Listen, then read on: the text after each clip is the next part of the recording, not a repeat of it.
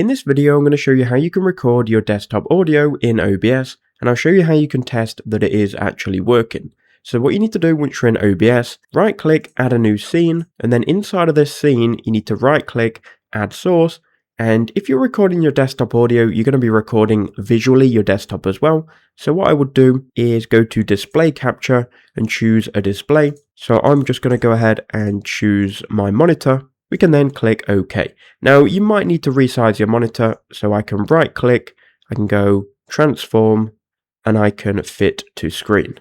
That way it's going to fit in the dimensions of OBS.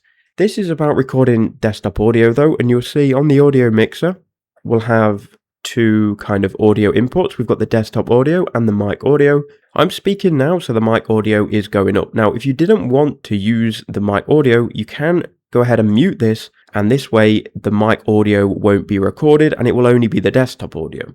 Now, if you click on the three dots next to desktop audio and go to properties, you can see what device it is using to pick up the desktop audio.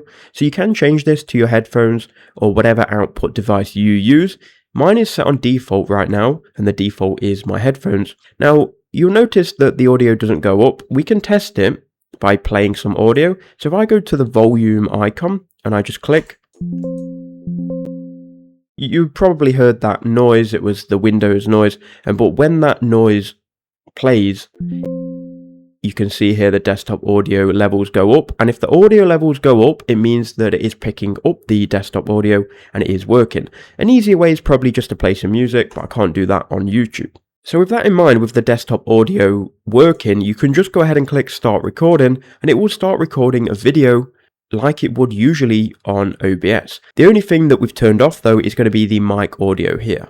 Now again, if you are having problems, click on the three dots and you can go to advanced audio and you can turn up the volume, down the volume as well.